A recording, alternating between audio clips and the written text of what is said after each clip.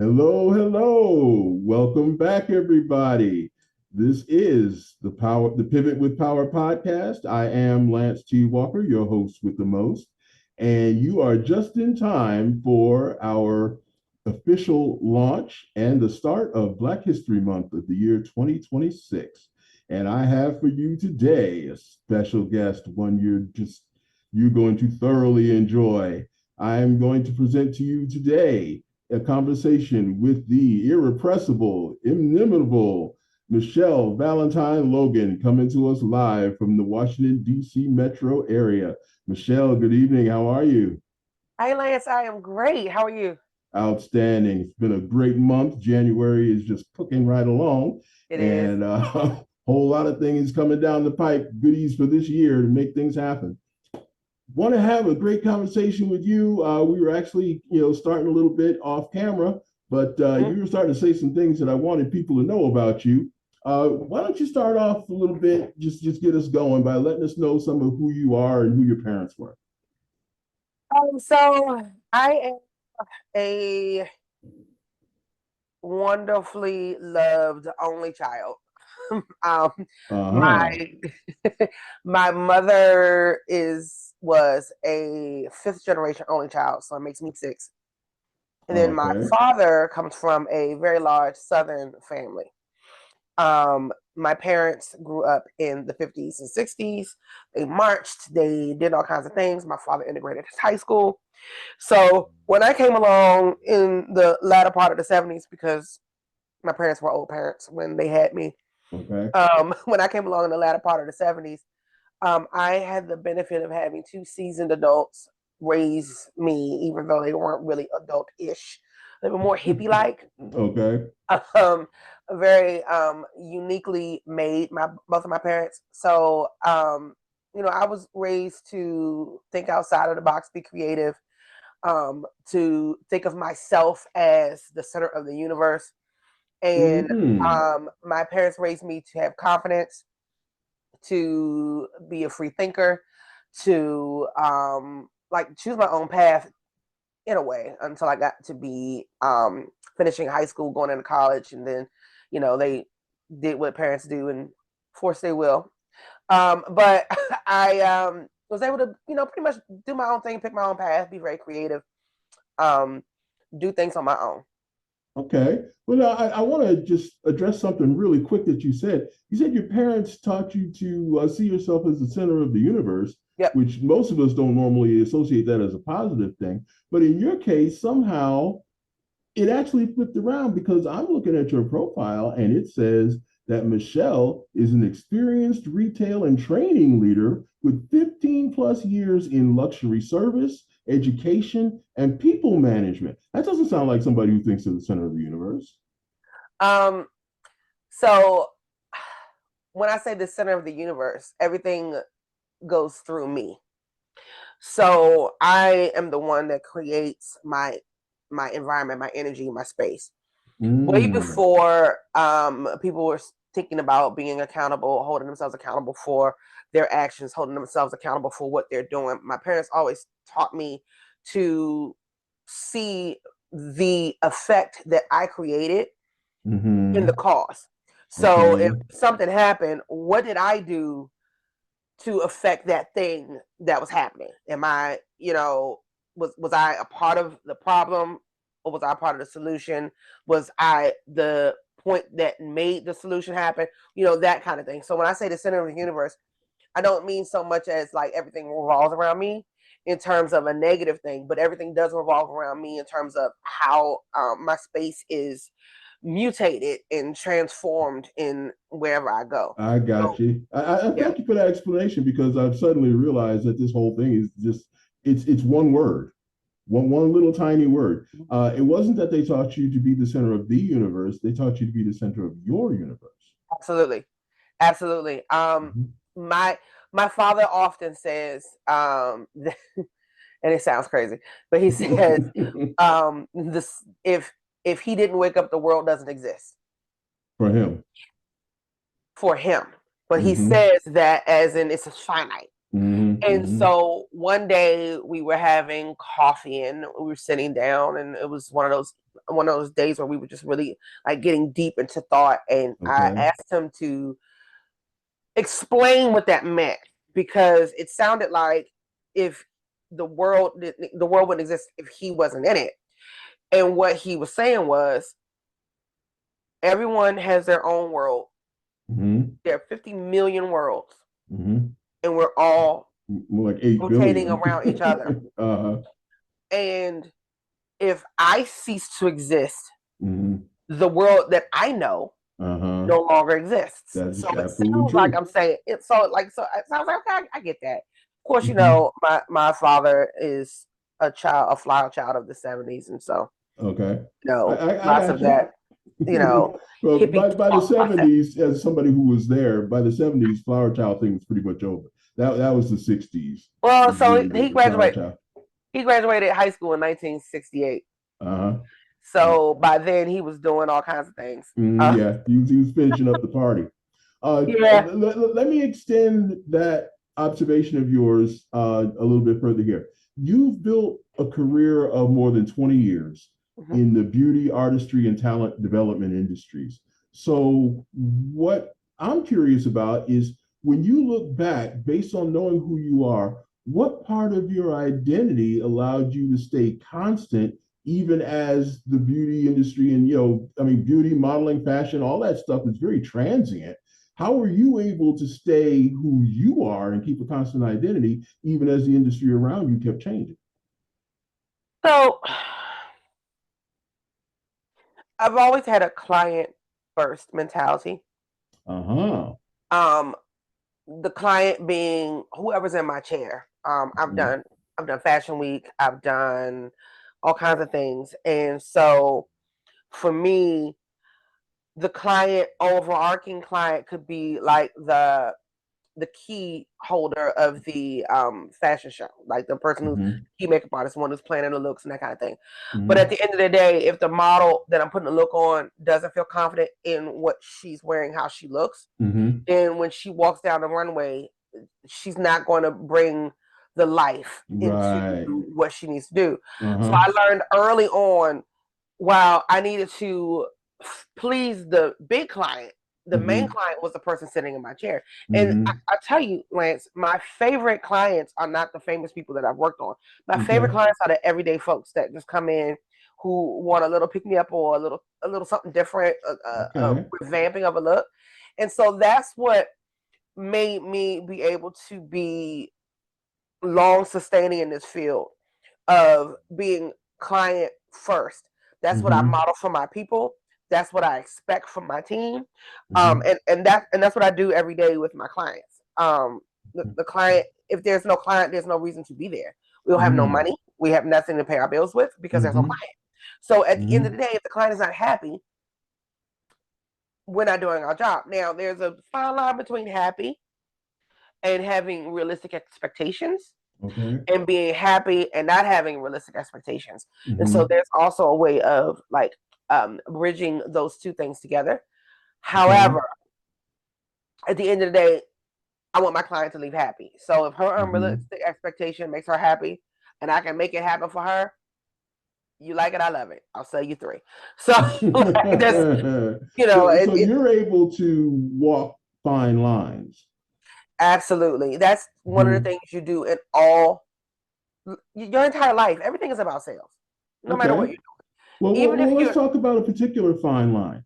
The okay. beauty and the luxury retail industries often talk about this concept of diversity, but Mm-hmm. you've lived inside those systems. So tell us a little bit, what do most people misunderstand about how inclusion actually works or doesn't work behind the scenes? What kind of lines are you walking? Let's break down the word diversity Okay. and inclusion, and let's add equity to that, right? Uh-huh. Diversity means you're just a diverse population. It's not that special. It's a bunch of different people who have a bunch of different backgrounds working together, right? Great. Uh-huh. Everybody, that's good. The inclusion piece Mm-hmm. is very client centered again, Mm-hmm. including everyone's differences and Okay. leveraging those differences to bring together a beautiful, broad picture. Okay. And then when you talk about equity, we're not talking about equal. We're talking about fair and equal playing field, like leveling out the playing field. Okay. If everyone has 5 apples Mm-hmm. and Johnny has no apples, and everybody gives Johnny an apple, and now everybody has 4. That Okay. makes it equitable. Mm-hmm. It doesn't make it. I'm not taking away from one person and giving everything and taking something all away from one person and giving it all to another person. We are sharing the pot. It's the sharing of it. So when we talk about diversity, equity, inclusion in beauty, we have to, one, celebrate the differences, Mm-hmm. then make the differences leveraged so that we can have a beautiful broad picture. Mm-hmm. Then make sure everyone is fair and has fair treatment and fair and equal, like a fair and equal playing field. For example, during COVID, especially, everyone was talking about all of the different beauty brands that don't have a diverse range in shades. You don't have super light, you don't have super dark. There's no diversity in the shades. And so brands were scrambling to try to get shades for girls darker than me. Usually the darkest shade on the range is me, and I'm by far not the darkest woman Right. on in the spectrum. And then the lightest range is, maybe like a kind of fair, light skin, like Italian woman, right? Okay. So you don't have a super fair, and you don't have super chocolate. So all these companies rushed out to go get these um, foundations, Okay. and many of them failed.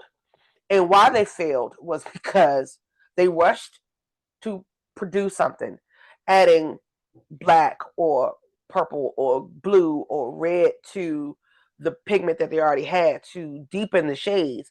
And in theory, that makes sense. But when it comes down to skin, the equitable thing to do would be to find people who know what they're talking about, who know how to formulate these things and bring them into your company and have them help you formulate From the ground product. up. Mm-hmm. Instead of rushing to throw some black pigment or some blue pigment in some shadow, into like a foundation and go, here we go. We With got new no shades now. understanding of how undertones actually work. And Gotcha. as a makeup artist, I'm actually a-okay with you not having a shade range, because Okay. I know how to mix things Mm-hmm. and make it work. Majority of the time when I do makeups, I am not using a set foundation from one brand. I'm mixing a bunch of things together to create the palette for the skin. So Okay. for me as the artist itself, I don't need a million shades. I have like 5 or 6 and a couple add-ons, and I can mix whatever I need when I show up.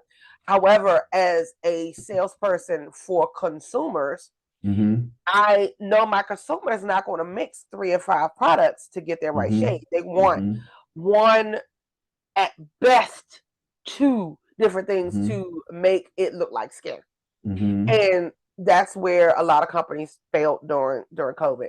So when it comes to diversity, equity, and inclusion and beauty itself, it is to elevate and evolve and not have knee-jerk evolutions because of social media, but actually have sustainable change and sustainable product development that goes through. Okay. And I'm loving what you're bringing forth here, through the lens of the technical skills. But I think even more so, you just demonstrated again what our career builder analysis tool that you helped us out with told us about you. And that is that, as a matter of fact, I can actually read it here. Mischelle gained clarity on her value and how to communicate it. She's moved from seeing herself as, quote, retail based to understanding her role as a workforce transformation and human impact leader. Okay. And so now you're able to start targeting new career paths based on or focused on training, change management, and organizational readiness. In other words, those people skills again. So I want to kind of bring this question back to those people skills.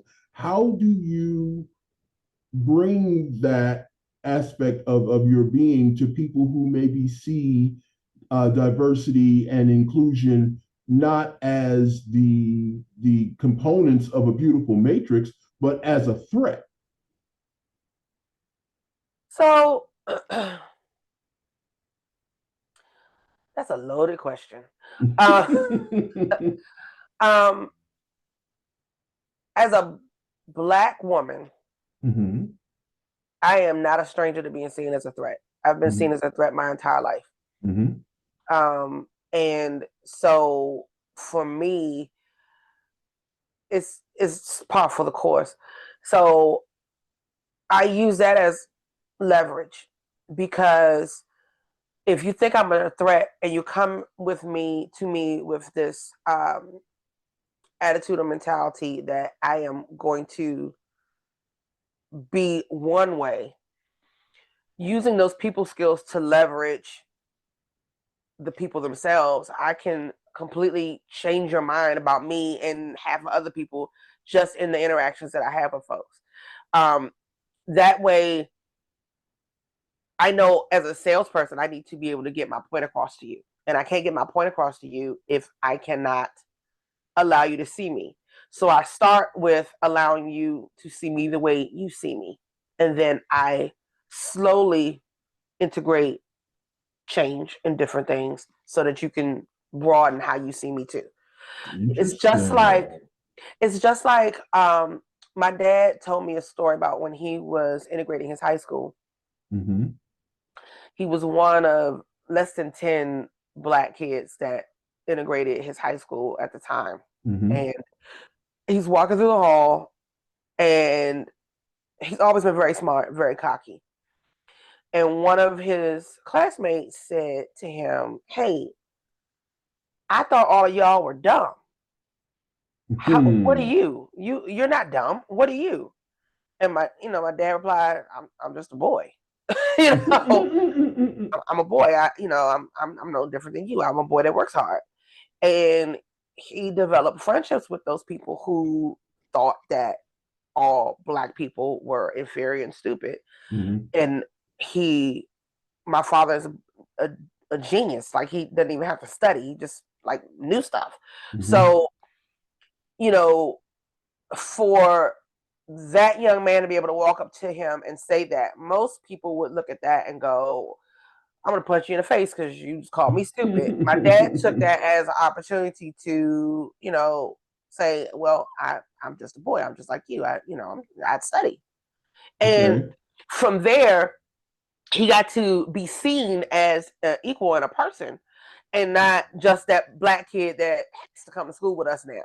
So Mhm. I've always, like, again, my parents raised me with transparency in their lives. Like my mother was a science teacher, and my dad is just a brilliant guy, and he was into computers and etc. And so my parents are very scientific in the way they think, in the way they talk, and like, I knew the scientific names for all of my body parts and was not allowed to call them anything other than that.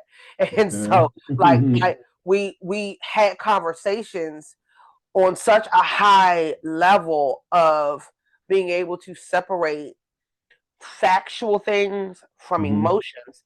So I've always been one that has been able to separate emotions from the moment. Like, Mhm. it's a skill that I have maintained, but I was actually brought up with that skill. Mhm. So for folks who see me as a threat, I win them over by the end of the day. Like, there's very few people that I can't win over. Okay. Um, and most of the time, if I don't win them over, I don't think of it as a flaw on my part. It's just, everybody's not for everybody, so I'm cool with that. So what I'm hearing, just in the short version, tell me if I'm wrong, is what you do is you get them to identify with you, and then you use your communication skills to change the mix. Absolutely. That's literally what we do in sales. Okay. So when people go into a store or various places, they look for what they feel is like them. Mhm. And a lot of times, as a Black woman, I'm not like most of the people that come in there. So, you know, I have to becoming a chameleon Mm-hmm. and mirror the energy that I'm getting from my client. Okay. And so that way I can get them to be receptive to what I'm trying to sell them or do with them. Mm-hmm. And there's a difference between me being in my client focused salesman space and my client focused leader space. Okay. Because as a leader, I'm not on your level, and so I'm not going to be as relatable as I'm giving you direction, because if I'm Mm-hmm. on your level, then why would you take my direction? Okay. So, there's sometimes when I have to kind of fluff that skill set and those feathers. Mm-hmm.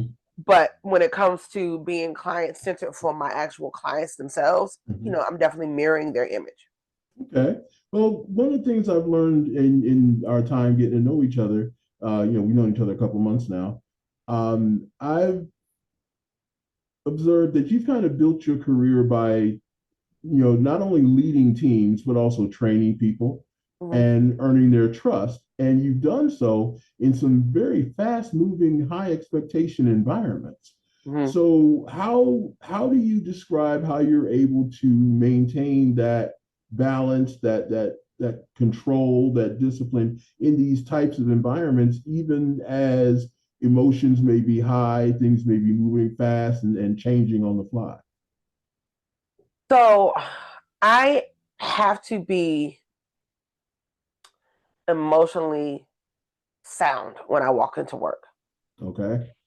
Um, Everyone has to have, I always say everybody has their theme music. Well, I have my theme music. There's certain songs, depending on how I wake up, I know I need to get things going, right? So I Okay. know that if I am feeling a little bit less confident, I'm going to listen to something more powerful. If I'm Okay. feeling a little self-conscious about something going on, I have something going on in my head, I'm going to, do something more faith-driven. So, like, Chef said, everybody had to have their theme music. So Mm-hmm. that's whatever song I'm playing in my head at the time is going to be that theme. And Okay. so my day starts off when I get to work. I look at all the things that I have to do, and then I decide in which way I'm going to do these things, and then I choose a theme song for the day, and Mm-hmm. I'll like sing that in my head and all those things. So when I get to those moments where it's holiday, no one's had a break, including me, and this client is like super upset about something that is so frivolous, I can then pause Okay. and then say, what is it that I can do for you? What would you like to happen in this moment? Mm-hmm. And then once I get what I need from them, I never tell them no. Okay. I'll start with, well, this is what I can offer you. Okay. And so instead of framing, and I'm giving you exactly what I was going to give you when I first started talking to you. I'm not giving you anything else. I've already decided when I started talking to you what I was going to do for you. Okay. But so at this moment, I am literally giving you the illusion that I Mm-hmm. can give you this thing. And there's rules, and different companies have different rules on what you can offer clients and that kind of thing. And so, I can always offer you something to make you feel good. But at the end of the day, my job is to get the client to leave with a smile.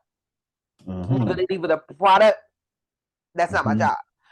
My job is to sell excitement, Mm-hmm. happiness, joy. It's And an and emotional transfer. it's definitely an emotional transfer. But if I'm giving you my emotions, I cannot be emotional.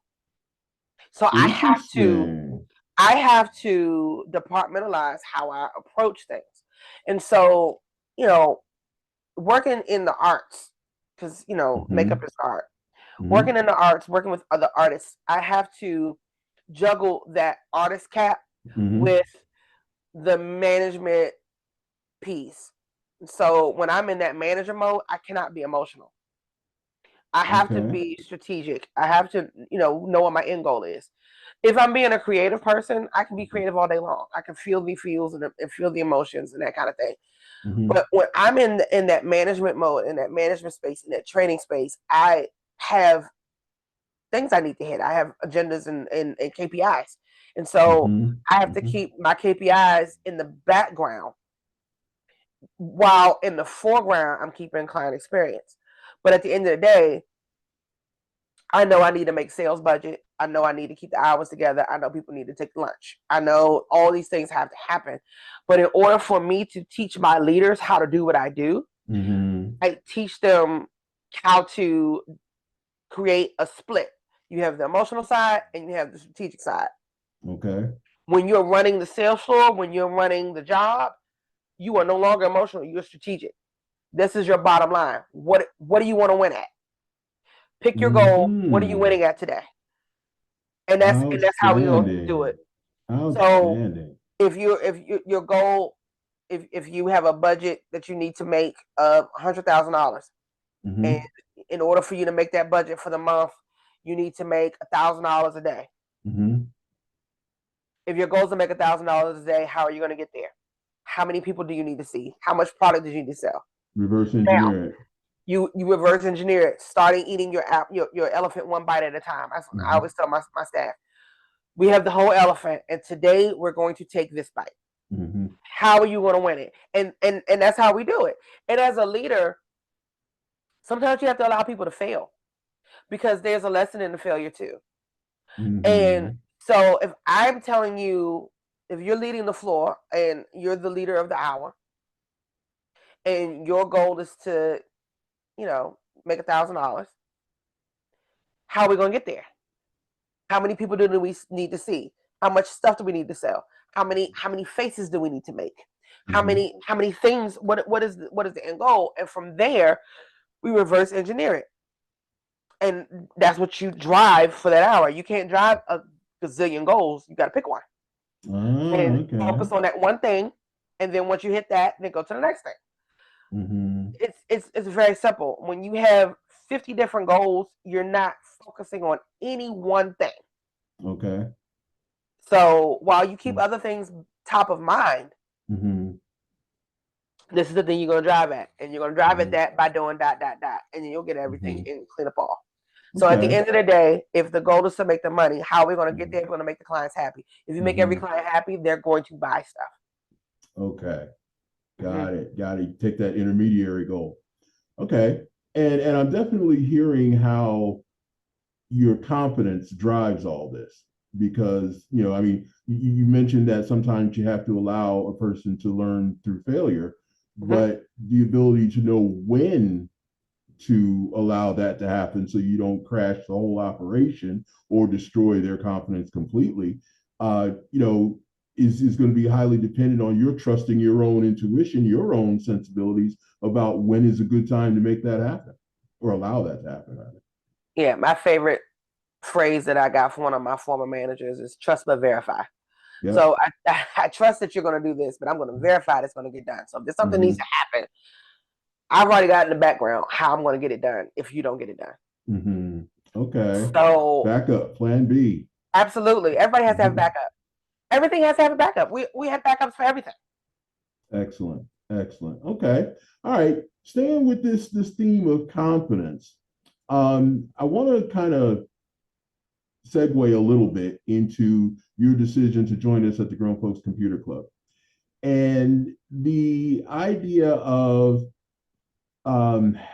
you having all this experience and all these abilities, but as you've seen the hiring environment or even the event environment shifting with AI systems, new job titles, digital screening tools, et cetera, you yourself have gone through some challenges with just seeing things that used to work not work as well as they did, and trying to figure out how to describe yourself or communicate what you bring in a way that is still recognizable to people who all of a sudden seem to be speaking a whole different language. Tell us a little bit about that experience. So we are the sum of our parts, right? So I've been doing retail over 20 plus years, but that was not the only toolkit in my tool in my tool belt. I've been a former educator. I I worked with the federal government as a contractor for a little bit. Okay. So I've got like a bunch of different things in my toolkit that make me the rounded person that I am. So to say that I just do sales in that regard, it's not just that. Mm-hmm. We all have transferable skills Mm-hmm. from different jobs that transcend into other things. So Sure. because I am a sales leader, Mm-hmm. I do budgets, I do P&Ls, I can write performance evaluations and performance reviews. I Okay. can do um, I can coach on the floor. I can train. I can do master classes. I can do stock management. I can do operations. I can do like there's all these things that I can do that are in the wheelhouse of my job. One of um one of the people that I love to follow on LinkedIn, Kit Campoy, she always asks, "Have you hired a retail leader?" And she runs down all the things we do as a retail leader in the daytime before lunch.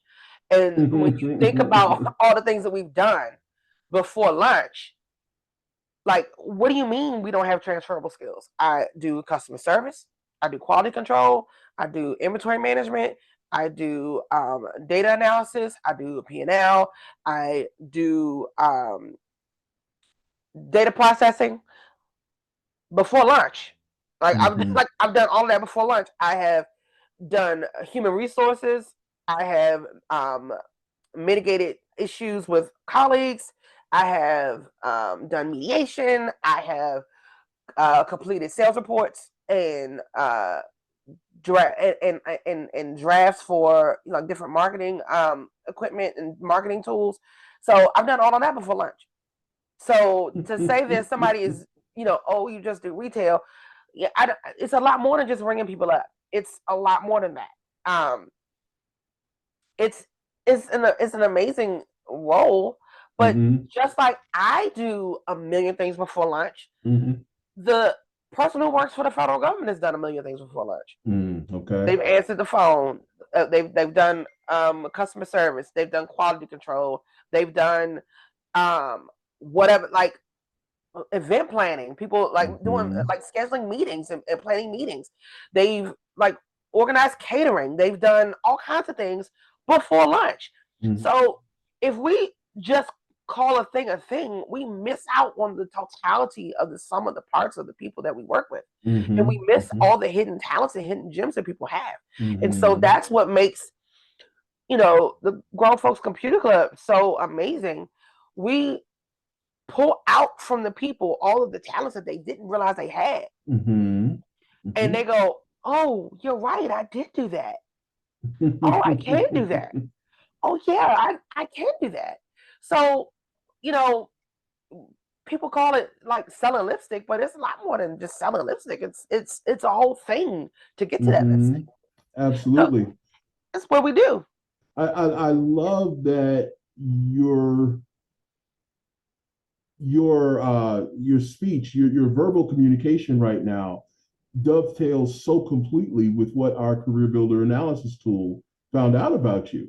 And it's not just the language around us changing, but even those of us who are multifaceted, who do bring multiple skills to the table, a lot of times are devalued simply because of that, because the Absolutely. industrial age in this country has been very specific about people doing one thing and one thing only, and becoming specialized at that, and everything else is a distraction or a waste of time. I've come to find out, I've come to see that we're entering a new age now, and AI is really driving that, Yeah. by giving us the capacity to express our abilities, that may seem like a wide range, but still being able to find that common thread through them all. And yours, of course, being a workforce transformation coach, which I was delighted to see, because you had described yourself as a transformational coach in our conversations earlier. I was like, Yeah. see, so she knows it. It's just a matter of putting it into words that we can express it and do it quickly and immediately with confidence. so that people understand the value that we bring. So, Mischelle, I am just so delighted. I'm so proud to have you as one of our esteemed world-class mentors at the Grown Folks Computer Club. You are going to help a lot of people, and and have a whole lot of fun doing it.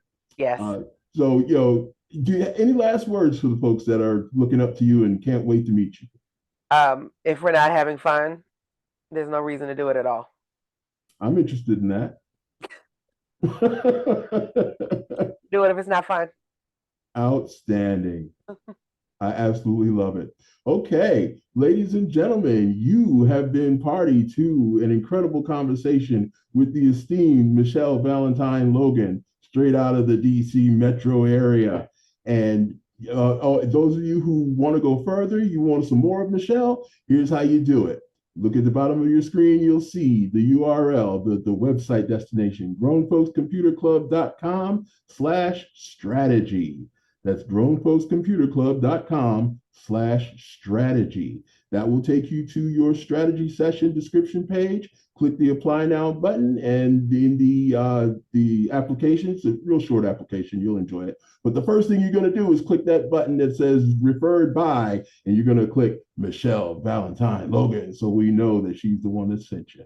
All right, ladies and gentlemen, it has been my pleasure. This is Lance T. Walker, your host with the most on the Pivot with Power podcast. And for Mischelle Valentine Logan and myself, we'll see you next time. Bye.